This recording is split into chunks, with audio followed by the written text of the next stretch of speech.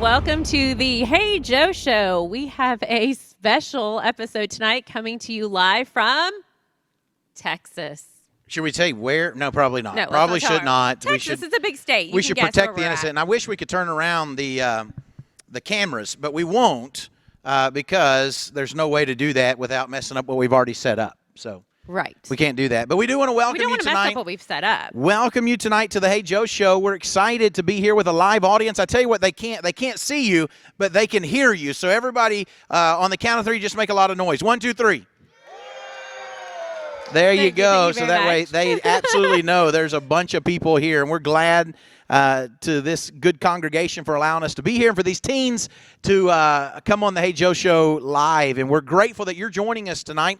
And, of course, as always, we want to thank the Light Network.tv and Truth.fm for allowing the Hey Joe Show to be a part of their platform. And if you have not already gone there to subscribe to the Hey Joe Show and also to the other podcasts that are there, we want to encourage you to do that. So now.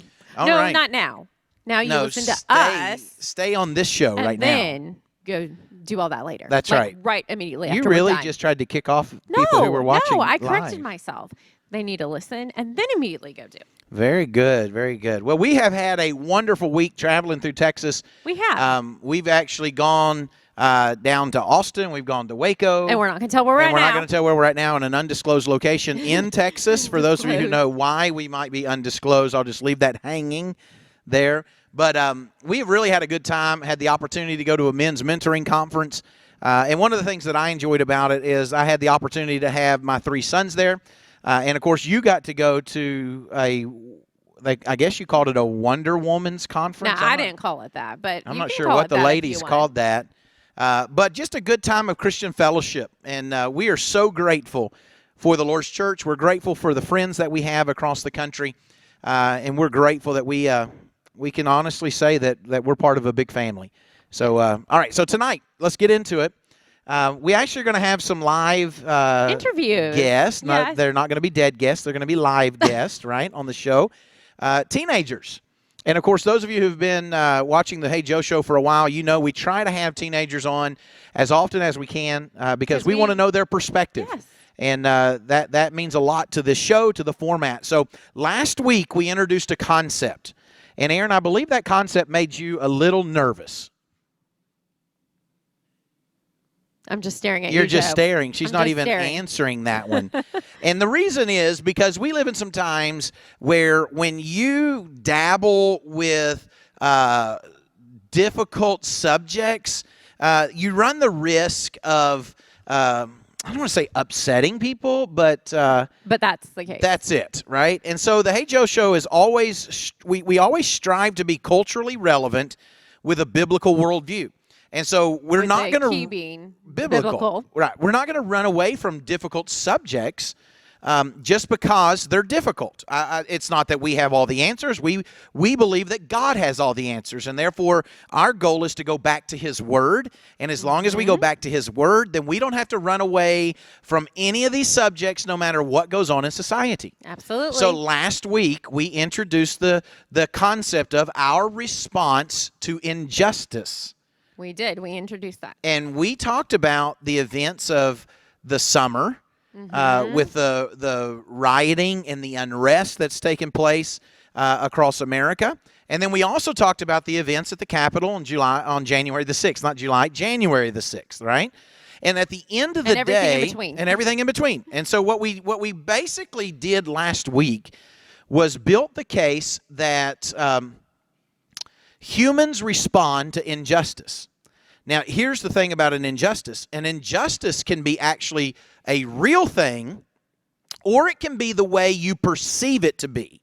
In other words, a child who has a toy taken away from them by another child, they're going to respond to what they feel is an injustice. And young people, you've probably seen that. When a little child has a toy taken away by another child, they're going to respond by crying, maybe screaming. They may walk up and punch the other kid to get the toy back, right? And the idea behind that is this: as humans, we respond. Nobody had to tell that child to respond to an injustice. Now, a parent may have had to correct the way the child responded, but nobody had to tell the child how to respond to an injustice. However, what is interesting is if a teacher comes up to that child and says, now, Johnny, you've had that toy for 15 minutes. It's, what's another name than Johnny? It's Joe's turn, right? Now, you picked a really great name. You give the toy to Joe, and Johnny goes, no, I don't want to give the toy to Joe. And the teacher says, yes, you've had it for 15 minutes. It's Joe's turn. And she takes the toy from Johnny and gives it to Joe. Here's the deal. Johnny is going to still respond to what he feels was an injustice.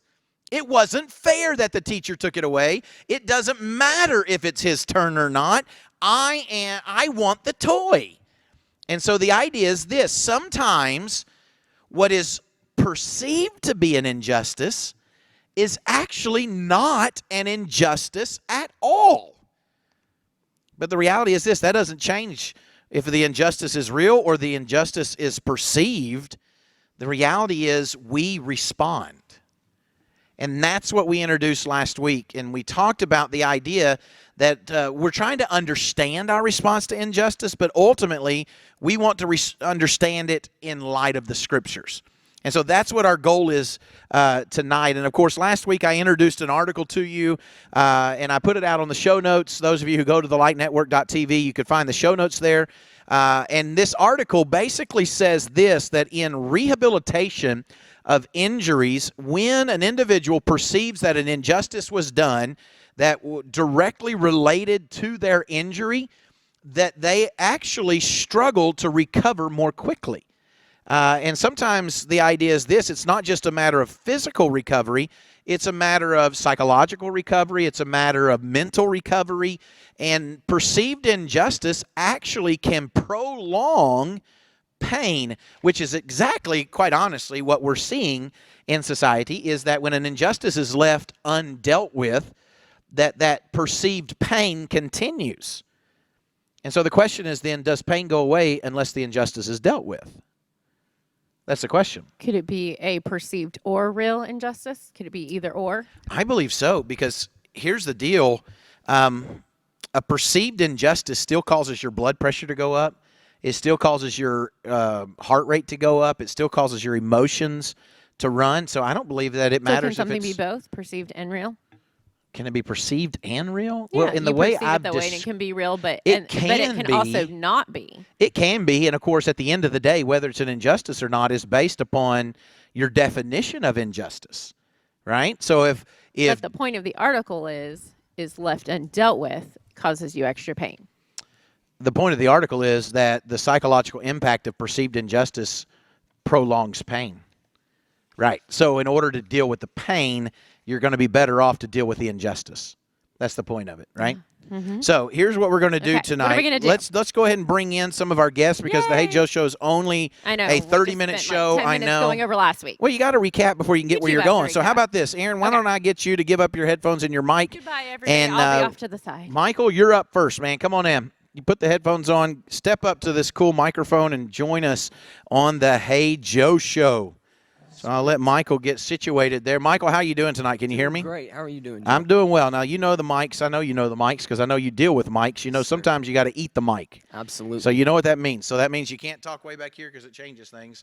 So I got to be right up here in it, right? How's this? So that sounds good, man. Perfect. You have a voice for radio. Thank you. You have a face for radio, too, but a voice for radio, man, that's all. I'm teasing you. I know Michael very well, know his family very well. So, Michael, we've already said we're not giving last names. We're not telling our undisclosed location, but I will allow you to tell your age. Go ahead. I'm 16 years old. 16 years old. Michael, do you feel like you've learned a lot in 16 years? I'd like to say so, yes. I would say so. I believe that you're a very wise 16-year-old. Thank you. So on the subject of injustice, let me ask you a question. You have obviously been in tune with what's been going on in culture. You've heard the news. I know because you don't live under a rock. I know you know what's going on. So let me ask you this. Through the lens of a 16-year-old, what are some things that you've been seeing go on in America? And, of course, we want to invite you to remember the audience is vast, but we also want your honest opinion. So from the lens of a teenager, there's been a lot going on. What do you think you're seeing here in America that's taking place? It's been crazy. Everything going on with the news and trying to keep up with all of it. Seems like there's something new every day, some new injustice that's going on, some new riot that's happening, and it's just so hard to keep up with it. And it's very scary to think that this is where what America has come to as one nation under God, and it's pretty sad. I agree with you, and it seems that way at times, that it's just so much around us, like you can't get away from it, right? The only way you can get away from it really is to turn it off. Right. Because every day there seems to be a new headline that this political party feels that way, this political party feels that way, this subgroup feels another way, of people. They're asking for this, we're demanding that, and it does feel like it's kind of sad. I like the way you said that, when we're supposed to be one nation under God. Right? So the idea is this then, in the subject of injustice, and I don't know, do teenagers use the word injustice a lot? You could say that. I think some people more than others. Some people who are more involved in keeping up with what's on the news and keeping up with current injustices, and some people just don't care as much. Some people don't. There's other things going on in their life, right? That's right. And so some are more in tune. So if you had to define the concept of injustice, how would you define it, right? I'm not asking for a dictionary definition. I'm asking for a Michael 16-year-old definition. How would you define injustice? Something that's unfair, or a person who's been cheated out of something because of perhaps a way that they are, or just for no reason at all. So, yeah, and I think you hit it right on the nail on the head when you said unfair. Right? It's a perceived unfairness. An individual can be treated differently due to the color of their skin, their religious beliefs, where they're from. Right? Some individuals would say that if an individual's from this particular country that has this religious background, that they should not be allowed in the country.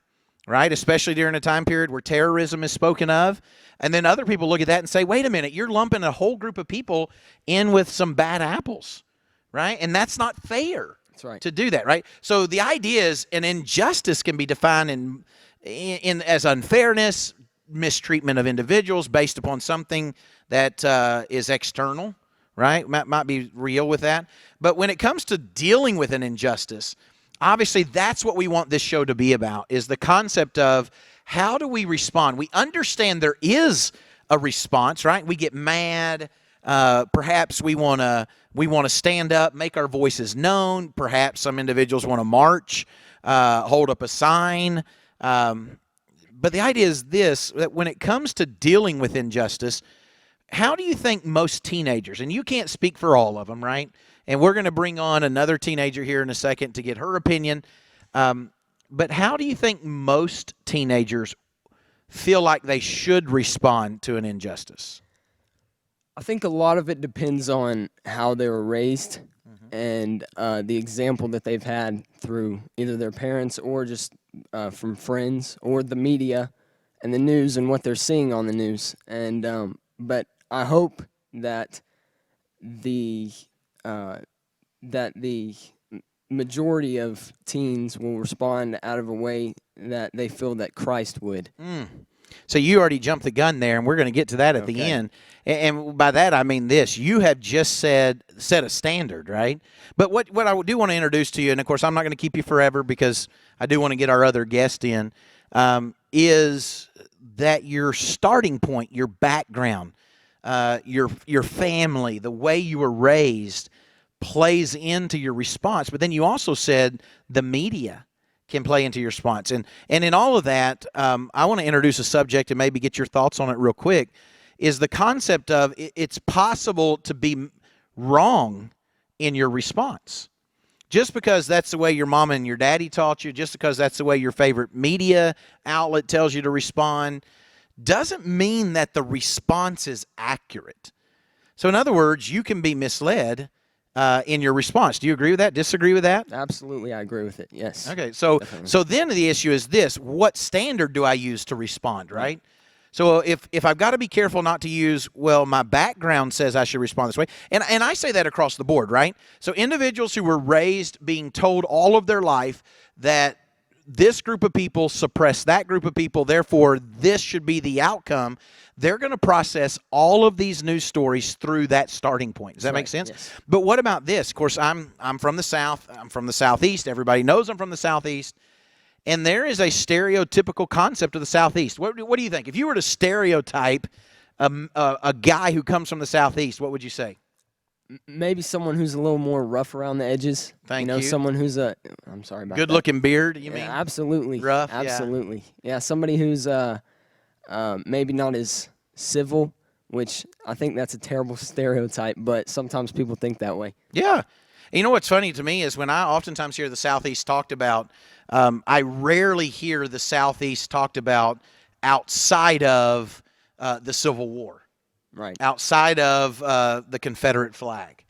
And the reality is there's a lot of people in the Southeast that don't, obviously don't hold those views, but it's a stereotype, right?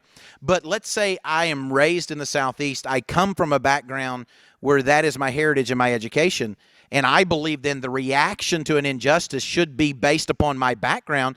It holds true that way too. I can be wrong. That's right. Just because my background says it doesn't mean that's my standard. Exactly. Agreed? Yes. So Definitely. let me ask you this, and then I'll let you go. Do you ever feel your parents act in unjust ways? You don't have to answer that since your dad is here, but Yeah, I'm trying to think this one through for a minute here. I think, we talked about sometimes people are misled into thinking something's unjust. Mm-hmm. I think a lot of the time us as teenagers do that, and maybe we don't like the outcome, and so therefore we think it's unjust. When really we need to learn to act a certain way and to accept punishment if we're being punished. Right. So instead. sometimes I don't think it's fair because of the impact it has had Right. on me. Right. Right. Okay. Good job, man. Let's do this. Y'all give Michael a round of applause, live audience. Good job. Go ahead and set it down. Carly, come on. We're going to get you in here. Again, we want to really thank the live audience that we have. It's not every day that we get to have a live audience, and so we are so grateful that we do. But I tell you what, to have live participants is a joy. So, Carly, thanks for coming on. Again, we're not going to tell our undisclosed location, but I will allow you to tell your age. How old are you? I'm 17. 17. So do you know more than a 16-year-old? I know more than Michael. Oh, there it is. There it is. And they're buddies, aren't they? That's right. That's the way they responded. All right, we got a question here. What's it say? It says, what media source do teens receive their news from? Where do you go to? That's a great question, Carly. And that question comes all the way from Tennessee. So here's the deal. As we get into this, just try to answer Jerry's question. Do you keep up with the news? Yes, sir. All right, where do you kind of get your news from?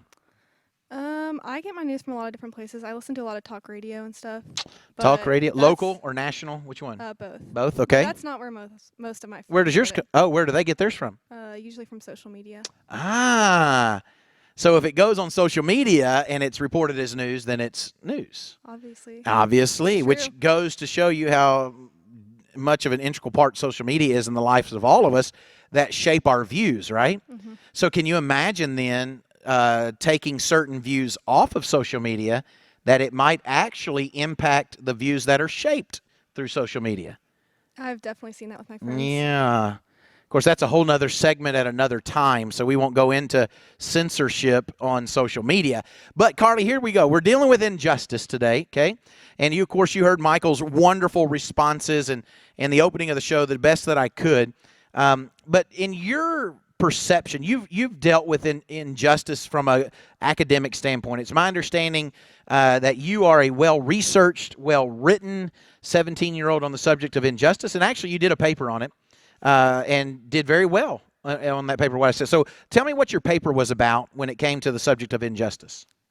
So I had a teacher making a lot of claims about, I guess, just like taking things from history that people from certain groups have done and applying those to people today. Mm-hmm. And so, for example, whether it be race or gender or things like that, she was applying things that people in the past had done and basically putting that on me and other students today. So saying that today's generation was guilty for what previous generations had done. Exactly. Like that's been carried over. Okay, so that was what your teacher's approach was. What was your paper about then? I'm very curious. And kind of tell us the position you took in your paper as well. So I just kind of said we can talk about those things that were done and we can say that those things were wrong without blaming an entire group of people. And so there needs to be an idea of forgiveness as well as justice. Okay. Oh, justice and forgiveness going hand in hand. Yes, sir. Which is easy to say if you feel like the injustice wasn't done on you. Right? Yeah. In other words, your brother breaks into your room and steals your phone and says, but there needs to be forgiveness as well as justice. And you're going to be like, give me that phone back, right? Yes, No, sir. you're not. No, you're not. You're too sweet for that. Or maybe you would. I don't know, right? But it's, you know what I'm saying, right? Because it's easy to say that, but it's depends on what side of the coin you're on. Now, Absolutely. I agree with you, okay? Just so you know, I do agree with that. I think sometimes, though, when the perceived injustice or the real injustice isn't done to us, then perhaps it's easier to say that. I would agree with that. Right? And so if I feel the injustice was done to me and then somebody turns around and says, but you need to forgive, then it might feel like, well, of course you're saying that because you didn't hurt. Right? So your paper was on forgiveness, the need for forgiveness and justice. And how did it go over? Was there a response? Because it sounds like your paper was not necessarily in accord with what your teacher was teaching. So how'd that go over? So I wrote an essay on it, and then I also wrote like a discussion board about it. So the essay the other students didn't see, which was where most of that was in. The discussion board, I had a lot of students, or just a couple actually, but they were kind of saying the same thing. Like I felt that way. I kind of felt like there was a lot of stereotypes and a lot of injustice, I guess, in the way that we were described. And so they definitely agree with me, and I think it helped whenever I spoke up about it for them to feel like they could speak up as well. Yeah. Well, that's pretty cool because your voice then was a way that other people could say thank you. Thank you for saying that. You know what's interesting, Carly, about injustice that I've discovered, and it doesn't matter where it is. I mean, we can talk about it from the standpoint of the way one people group treats another people group. And I use that because I know our society wants us to say race, right? But the way I read the Bible, there's only one race. It's the human race. We just have different colors of skin. That's due to, the levels of melanin that God placed within our bodies, right? But we're all one race. But they're people groups that are different, right? But what's interesting, you can use it to describe that. You can use it to describe a toy that's being taken away. What's interesting is that we will all respond to an injustice. We will all respond to a perceived injustice. It doesn't matter what we use to talk about it, right? But let me ask you this. Based upon where you are, what those who you talk to, does the response that you see going on in America today concern you, or is it something that some teenagers champion as, that's right, we're going to stand up and respond to this injustice? How do you, in your talks, if you have them, how do you normally hear it talked about? It concerns me some just because I feel like we were talking about forgiveness. I feel like that's not valued enough. And so that concerns me some. Yeah. In other words, that it's not offered. Right. I mean, yeah. Like whenever you're passing down blame from generation to generation, what am I supposed to do to reconcile the situation? Right. Like I feel like some people aren't searching for peace. They're not looking for reconciliation. Right. And that happens in many areas, right? Siblings who remain disgruntled against one another for years. Mm-hmm. Parents and children who don't talk for 20, 30 years. Because, we'll talk when he gets, when he says he's sorry. We'll talk when, you fill in the blank, right? It's interesting about an injustice is that to deal with an injustice, there's a perception that we always have to blame somebody. What if the injustice that was done isn't anyone today's fault. And just because I perceive that it's a certain group's fault, so we'll go there because we don't run from it, right? January the 6th, there was an event that took place at the Capitol. And the reason it took place at the Capitol, I firmly believe, well, there's other things that I do believe that we won't go into, but the whole concept behind it was this. There's a perceived injustice regarding this election, right? And so people respond to an injustice, but there's got to be someone to blame. What happens when you don't know who to blame? People end up blaming people that it's not their fault. Right, you just blame somebody, right? Mm-hmm. It's kind of like when a child, misplaces something, or a parent misplaces their keys, and they walk into the room and it's like, who took my keys? Somebody had to take my keys, and the whole time, those keys are exactly where that parent laid them. Nobody else did it, but somebody had to be to blame, right? It's interesting how we respond to an injustice. I appreciate it. Carter, do you have anything else you want to say on that subject? Since you did write the paper, I wanted to give you an opportunity. Maybe I'm leaving something out. I don't think so. Okay. Not that I can think of now. Very good. Y'all give Carly a round of applause. Go ahead, Mr. Eric. Come on up, if you will. This mic is not working. Testing 1, 2. Oh. So, can you hear me? Okay. So, the good news is this. Those of you who are listening live on Facebook, your audio is not great, but those who are going to get the podcast, the audio is great. So the audio recording is going to be wonderful. The video recording, on the other hand, looks like this. Yeah, that's what it looks like. So my friend Eric here is on with me. Eric, I appreciate you coming on, brother. And Eric is a good friend. We've known each other for a number of years. And he agreed to come on with me as we come to kind of wrap it all together with our response to injustice. And what's funny about this is we just enjoyed a meal together, and during that meal we solved all the world's problems, including this subject, right? And so some of the things we got onto was the things that we've talked about with Michael and with Carly, but there were some other subjects that we went to as well, and that is the standard by which we judge something as either just or unjust. You remember that? And your conclusion, I'm not going to put words into your mouth, but how do you view the standard? Because oftentimes, whether or not something is just or unjust, it seems to be very subjective in nature. Is that your opinion? If it is, maybe hit on that a little bit, but where would you say we should go when dealing with things that are just or unjust? Yeah, so I would definitely say that the Scripture has to be the authority. God has to be the authority on justice. And so any justice that we try to give is man-made, is human, and so it's going to have error, it's going to have flaw, right? And we want to do that. But if you look at two things in Scripture, I was thinking about injustices in Scripture, right? So one story, you remember Shechem, and you remember the sons of Israel came in, and Dinah, their daughter, was raped by Shechem, right? The man, the prince of the city. And so the brothers wanted to get back at that city. And so what did they do? They took matters into their own hands. They had everyone circumcised, and then they went in and killed the men. Right. Right? And their father said, why have you brought this reproach upon us? Right? And those men were not part of the lineage of Christ because of what they had done there, right? Simeon and Levi. And so then you look at another story, and we remember David and what he did with Bathsheba and what he did with Uriah, right? And you remember what Nathan came in and did. He was the king. Nothing happened to him, right? That was an injustice. If the people would have known about that, what would they have wanted to do? And I think about it, and I'm like, well, what would I have wanted to happen to David, right? Mm-hmm. But what did God do? God didn't do maybe what we thought he should have done. He did what was right. Right? He's the ultimate authority on justice, but we want to take matters into our own hands.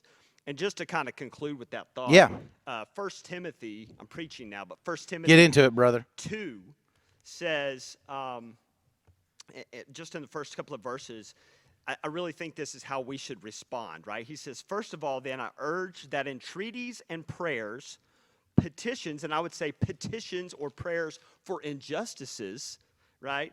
And thanksgivings be made on behalf of all men, for kings and those who are in authority, that we may lead tranquil and quiet life in all godliness and dignity. That's our response, because guess what? He's in charge. And why? Why are we to do that? That is good and acceptable in the sight of God our Savior, who desires all men to be saved and come to the knowledge of the truth. We want to respond in such a way that men are saved and come to the knowledge of the truth. In which sometimes we lose sight of that. Let's be real. Because we lose sight of our heavenly citizenship, right? And so what we feel is that the injustices that we endure in this life are everything. And what Paul is telling Timothy is, hey, wait a second. Don't forget the idea is the salvation of mankind, right? And I agree with you from the standpoint of God doesn't always respond the way that we would respond, right? Because David with Bathsheba, if all the people would have known that, there would have been somebody today that would have said, throw him out of office. That's horrible, right? He's such an immoral man. How can an immoral man live that way? But God didn't pull David out, right? Now, that's not to say that there aren't consequences, because we know that child died. God allows for consequences with immoral behavior. But ultimately, at the end of the day, and I had this passage that I wanted to get to, and that's Romans chapter 9 and verse 14. And here's what it says. What shall we say then? There is no injustice with God, is there? May it never be. In other words, there's a foundation. And what you and I talked about earlier was this.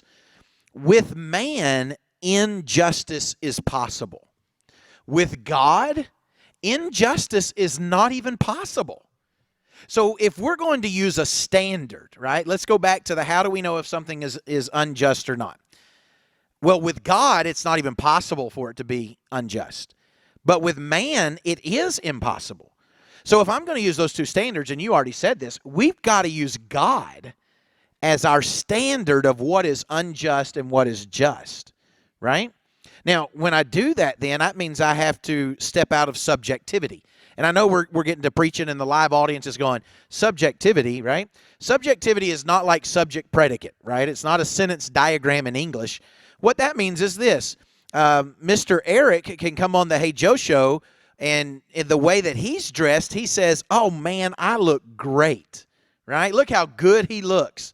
And then Mr. Joe comes on the Hey Joe show, and I say, he does not look dressed very well. And the question is, who is right?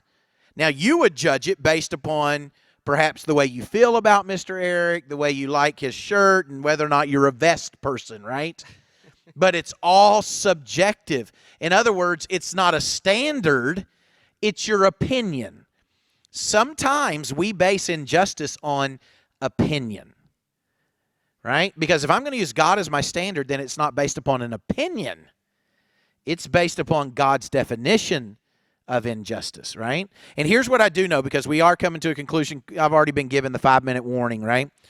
Is that there is a kind of a kindred spirit between righteousness and justice, right? And I had these pulled up, and I thought that was quite interesting. The book of Ezekiel has this quite a bit. Ezekiel chapter 3, verse 20, again, if a righteous person turns from his righteousness and commits injustice, right?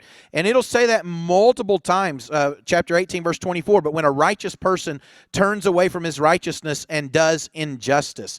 It'll say at chapter 33, verse 18, when the righteous turns from his righteousness and does injustice.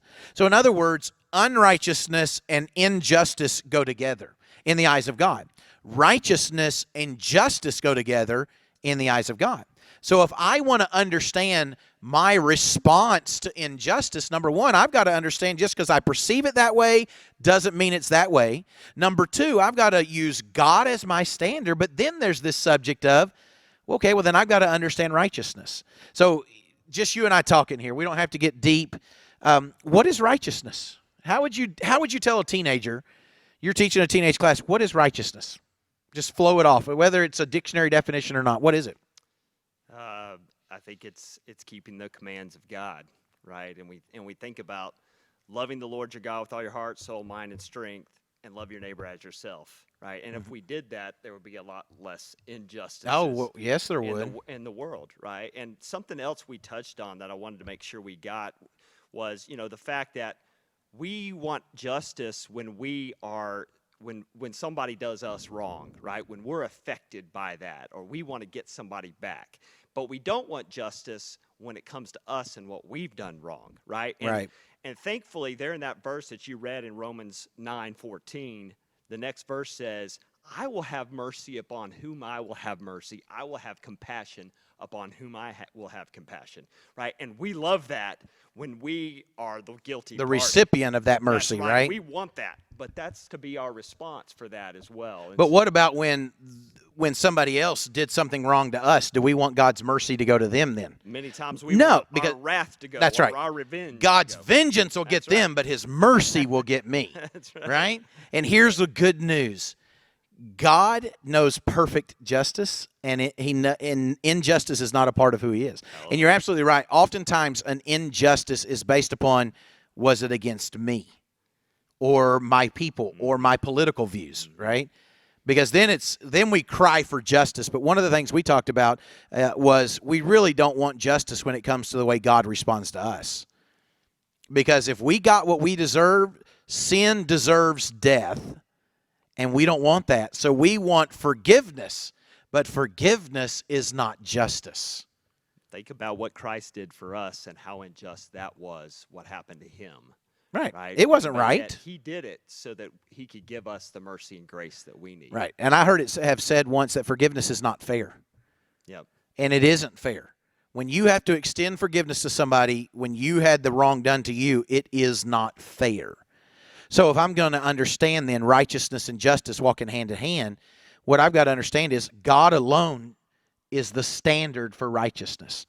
How did he respond to sinners? Did he allow for forgiveness? Did he treat people fairly? Does he demand his people treat people fairly? Does he demand that truth prevail?